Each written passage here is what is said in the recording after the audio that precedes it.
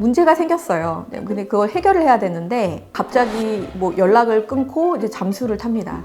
그리고 내가 상태가 되게 괜찮아질 때까지 그냥 계속 회피를 해요.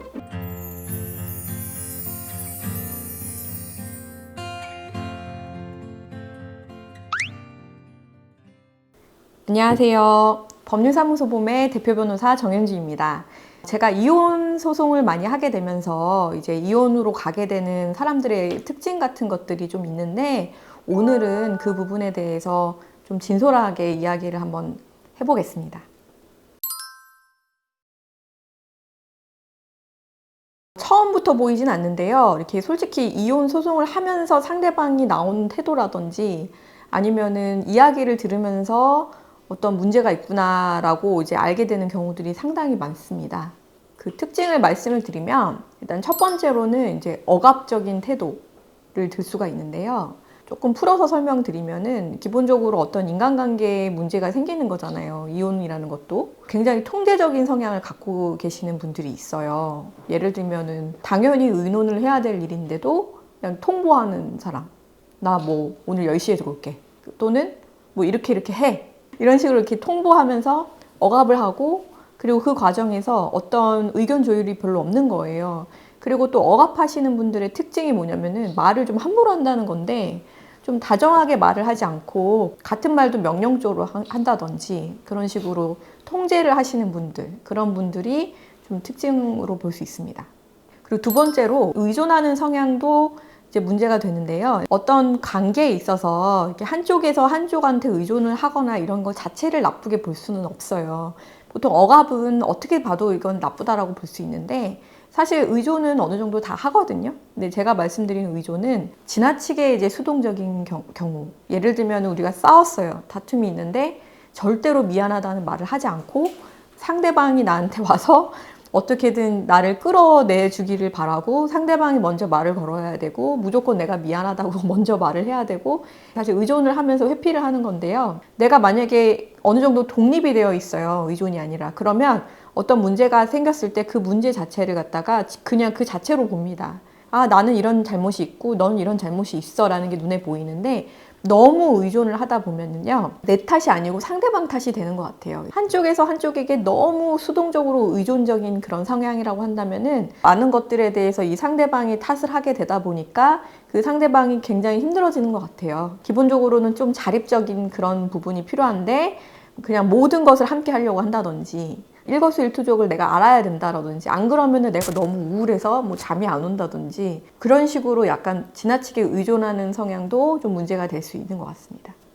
세 번째는 이제 방어인데요. 방어랑 의존은 조금 비슷합니다. 방어가 뭐냐면, 문제가 생겼어요. 근데 그걸 해결을 해야 되는데 그냥 갑자기 뭐 연락을 끊고 이제 잠수를 탑니다.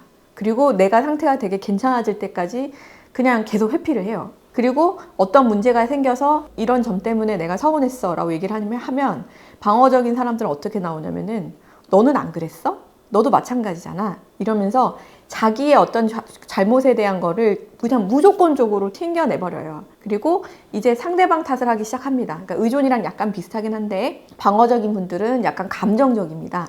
어떤 말을 했을 때 이게 분명히 감정적으로 나올 필요 없는 안건임에도 불구하고 굉장히 공격적인 성향을 띈다, 이렇게 생각을 하시면 되고요. 이렇게 계속 방어적인 사람이랑 있다 보면은 어떤 대화를 해서 관계 자체를 이제 끌어올린다, 그러니까 성장한다라고 하죠. 근데 그 성장이 안 돼요. 그러니까 인정을 하고 수용을 하고 포용을 해야 되는데, 방어는 억압처럼 직접적인 어떤 폭행이나 뭐 폭력적인 그런 건 아니지만, 너무 지나치게 방어를 하는 것도 사실 관계를 망치는 지름길이 됩니다. 이제 마지막으로 방치를 말씀드릴 건데요. 방치는 뭐냐면 상대방에 대한 이제 철저한 무관심으로 대하는 겁니다. 그래서 부부들끼리 있는데 그냥 서로 계속 대화를 안 해요. 그리고 네가 뭘 나가서 뭘 하든 간에 난 관심 없어, 이런 태도로 해서 대화도 안 하고, 그리고 어떤 경우에는 뭐 벌을 주는 것 마냥 상대방이 무슨 말을 해도 그냥 듣지 않아요. 그러니까 방치를 하는 거죠. 그 상대방한테 진짜로 관심이 없다, 무관심하다라는 거를 온몸으로 드러냅니다. 근데 만약에 우리가 약간 방치적인 부분에서 이 사람한테 굉장히 좀 무관심할 수 있어요. 뭐 화가 날 수도 있고, 아니면은 내가 다른 일에 뭐 정신이 팔려 있다든지 그러면 그 일이 끝날 때까지는 관심이 없을 수는 있는데 그걸 갖다 온몸으로 드러낼 필요는 없잖아요. 지나가는 말이라도 괜찮아? 라던가 뭔가 어떤 이 사람이 힘들어 보일 때 위로를 한다던가 아니면 연락을 할 수 있잖아요. 궁금하지 않아도.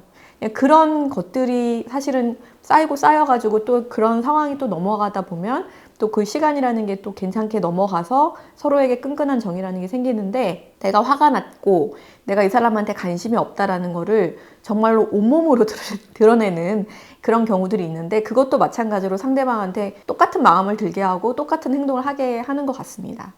제가 지금 이혼을 부르는 여러 가지 형태에 대해서 짤막짤막하게 말씀을 드렸는데요. 기본적으로 이혼으로 가는 그 과정은 사실 그 종류는 달라도 좀 비슷비슷한 모습을 갖고 있습니다. 그래서 어떤 사람이랑 같이 있을 때 그 사람의 그런 태도들로 인해 가지고 내가 이혼을 결심하게 되었는데 사실 다시 생각해 보면 내가 그러지 않았는가.